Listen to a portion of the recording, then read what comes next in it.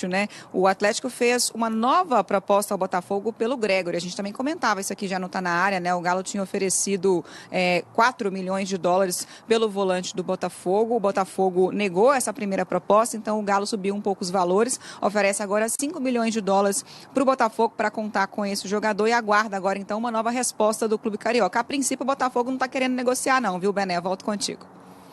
Valeu, Bonucci. Muito obrigado pelas informações diretamente de Orlando, onde o Atlético Mineiro enfrenta o Orlando City amanhã às 5 da tarde com transmissão do Sport TV 2. O nome do Gregori é ótimo, pensando no lado do Atlético Mineiro, mas é um jogador que foi muito importante para o time do Botafogo em 2024. É uma contratação difícil, né, de ser feita nesse momento. Eu não consigo, assim... Por enquanto o Botafogo tem recusado, né? Eu não consigo imaginar em algum momento se é questão financeira, de subir valores. Acho que é um jogador que, na minha opinião, seria um jogador inegociável. Encaixou com o Marlon Freitas de uma forma ali muito bem. Fez o gol do... Talvez se fosse para fora do país e uma pretensão pessoal do Gregori, talvez a gente entendesse, mas sair para um rival nacional nesse momento, enfim, claro que a gente não sabe como é que está internamente. Lá o Botafogo nem técnico tem, né? Tem um detalhe. Qual é a proposta financeira do Atlético para o Gregori? É verdade. São 2 pontos de negociação, né? Mas o Botafogo tem poder para cobrir também, né? Hoje. Tem, isso tem. Mas assim... Pelo menos teoricamente tem, né? Então, até bom Coutinho ter falado isso, porque já me incomodou muito a forma, lógico, né? Me parece que o jogador queria, pela essa questão que o Coutinho disse. A proposta que o Atlético fez para o Júnior Santos foi uma proposta muito boa. Mas me incomoda o fato de, não sei, eu não sei também se o Botafogo não poderia empatar. É um jogador, eu acho um jogador... Eu vi muito Botafoguense se minimizando, assim, eu acho um cara importante, fez o gol do título, e eu acho que seria interessante, até com a saída do Luiz Henrique, do Almada, pelo menos ele era uma substituição certa ali. Saiu um, entra outro, o cara já adaptado da casa. Mas eu vi muito Botafoguense assim, não, tranquilo, vai pra lá e tal. Se fosse a questão de grana, pô, eu acho que o Texto, né, a SAF do Botafogo hoje, teria uma condição de empatar financeiramente com o jogador. Mas isso que o Coutinho falou é verdade. Às vezes o clube chega lá, faz uma proposta financeira maravilhosa e tenta barganhar com o clube. Mais tempo de contrato. O que costuma acontecer nesses casos? O clube seduz o jogador pede para o atual clube dele ser negociado. E aí, muitas vezes, assim, o valor vai mudar a vida do Botafogo? Que até onde a gente sabe, não. Mas se for esse o caso, né, do Atlético ter convencido o Gregori, subir $1 milhão pode talvez ser o suficiente para negociar o jogador, já que existe um pedido. Mas, enfim, a gente está tudo no campo da suposição aqui. Né? O que a gente tem de concreto é isso que o Beto falou. Gregori é fundamental para o time do Botafogo. Parece um dos melhores da temporada. Parece que o Botafogo resistiu ao avanço do Al-Rayyan, que também queria o pedido do Arthur Jorge, que comandou ele aqui. Não tenho ouvido mais falar de Al-Rayyan, me parece que bateu lá e o Botafogo não aceitou. Não sei, eu acho muito estranho se essa história com o Atlético evoluir e o Botafogo abrir conversas. Eu acho que é um jogador que, assim como parece que no Flamengo o Boto avisou, olha, os titulares aqui, importante, ninguém tem negociação. O Atlético queria o Bruno Henrique. Aí em Minas chegou até a informação de que o Bruno Henrique tinha gostado, depois negaram isso aqui. O Flamengo falou assim, cara, não vou negociar, não pode fazer a proposta que quiser, ou vem aqui e paga a multa e leva, mas para negociar eu não vou negociar. Isso nem tem conversa, isso nem há comparação possível. Estar a comparar não é por ele ter sido o treinador do Flamengo, estar a comparar o Flamengo do meu tempo, onde ganhou tudo que havia para ganhar. O Botafogo não ganhou. O Botafogo ganhou a Libertadores e ganhou o Brasileirão. No meu tempo, nós ganhámos tudo. Fomos campeões estaduais, fomos campeões do Brasil, ganhámos a Libertadores, a Supercopa, a Recopa, sei lá, ganhámos tudo o que havia para ganhar. E, portanto, o Botafogo teve mérito, eu acompanhei muito, também fiquei feliz pelo Arthur Jorge ter feito esse feito, mas não há comparação possível entre a qualidade de jogo que uma equipa tinha e a qualidade de jogo que o Botafogo tinha, não dá para comparar.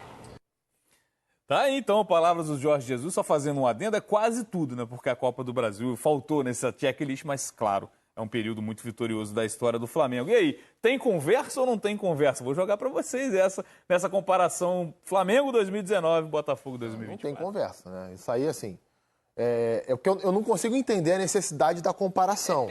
Eu entendo Tem seu valor, vai? Tem valor para sentar no bar e conversar, porque assim, se a gente for falar de uma forma racional, não tem comparação. Muitas vezes partiu do próprio botafoguense. O Botafogo, assim... Porque o feito, ele é parecido, né? De você ganhar as duas principais no mesmo ano. Só para eu concluir uma coisa aqui. Em momento nenhum eu estou diminuindo o que o Botafogo fez. O Botafogo tem um grande time, está marcado na história, o maior ano do Botafogo. O Botafogo jogou muito bem, o Botafogo foi campeão de tudo com muito merecimento, esteve à frente de todas as outras equipes. 2024. Sim. O Flamengo de 19 é um time que daqui a 30 anos vai se falar. Como se fala de equipes que há 30 anos atrás fizeram a mesma coisa, ou há mais tempo fizeram a mesma coisa. Mudou o padrão de jogo. Cara, assim, não dá pra comparar. Eu acho... Pelé. Fala, Diga, Caio. Não, pra mim, a melhor definição, acho que alguém num podcast usou o exemplo do Pelé, que o Pelé, partiu do Pelé essa questão, que ele disse, primeiro vocês decidem quem que vai competir comigo. Porque falam, Pelé é o Di Stéfano, Pelé é o Maradona, Pelé é o Messi, Pelé é o Ronaldo. Não, vocês definam quem vai ser o competidor e depois a gente tem essa discussão. Eu acho que vale para esse cenário, porque Palmeiras de 2021, o Flamengo de 19, Flamengo de 22, o Flamengo de 19, Atlético Mineiro de 21, o Flamengo de 19. A cada ano que surge um time que consegue vencer, tem esse debate. Então, só do fato da referência ser esse Flamengo, eu acho que a resposta está aí, né? O Caí me quebrou agora. Como eu vou falar depois de falar isso? Ele rematou a questão, né? Mas, enfim, é isso que o Caí disse, é perfeito. E acho que outra coisa também, o que você pode comparar a campanha da Libertadores. É uma campanha disputada, você tem o Flamengo na primeira fase com o Abel, bem atropelado, classifica, tem o jogo do Emelec ali com o Jorge Jesus, que o time não estava embalado ainda, que vai para os pênaltis. Aí depois disso tem dois confrontos que eu acho que o Flamengo sobra bem, que é contra o Inter e contra o Grêmio, e na final não vai bem. O Botafogo faz uma final melhor do que o Flamengo foi na final. Aí a gente pode entrar no mérito do adversário, do River e do Galo. Então, enfim, tem seus pesos. Mas naquela final, o Botafogo faz um 3-1, né? O Flamengo tem que fazer aquela virada histórica e tudo mais. Agora, no todo... Assim, o brasileiro é muito impactante, exatamente. Né? Porque ele mostra domínio, uma constância, o Flamengo venceu um domínio 90 pontos, que é longo. Na né? 34ª rodada. No jogo que o Botafogo empatou com o Atlético, deu aquele problema de pilhado com o Hulk e tudo mais, naquela rodada, em 19, o Flamengo era campeão. O Botafogo correu seríssimo risco de perder a liderança jogando fora de casa contra o Palmeiras. Foi... Claro que tem muito mérito em vencer aquele jogo, foi uma final para o Botafogo. Mas não houve essa sobra, né? O Botafogo não sobrou no campeonato. Jesus, ele parece arrogante, mas eu concordo com ele. A vinda dele para cá, a gente estava num marasmo, naquele 3 atacantes assim, 3 atacantes, 3 homens no meio e vamos embora. E o Jesus chegou aqui, jogou com 2 homens na frente, taticamente ele mexeu, marcação, pressão, a superioridade técnica, a qualidade do jogo. Então, assim, é um time histórico. Acho que... Rapidinho, eu sempre lembro de um jogo entre Flamengo e Palmeiras, em 2019. Um jogo que o Flamengo vence o Palmeiras na reta final do Campeonato Brasileiro. 3-1 ou 3-0, acho que foi 3-1 esse jogo. O mano cai, né? E o Palmeiras basicamente não consegue passar do meio campo. E a gente não está falando de um time da zona de rebaixamento, está falando de um time que era o melhor elenco do país junto com o Flamengo, ou próximo, ou um pouco abaixo, enfim, como queiram. Era um domínio absurdo. De novo, ninguém está tirando mérito do Botafogo. O Botafogo tem o seu lugar na história, fez um grande time. Mas quem começou a comparar isso, acho que não ficou um pouquinho desmemoriado com o jeito que o Flamengo jogava em 19. É isso, uma resenha boa, né, para papo de... Em 2019, só havia um time rico no Brasil. O Palmeiras ainda estava no início da ascensão. Naquele ano, era apenas o Flamengo com um time milionário enfrentando os demais clubes que sofriam para contratar. Deixem de ser caras de pau. Foi muito mais fácil para o Flamengo em 2019 do que para o Botafogo em 2024.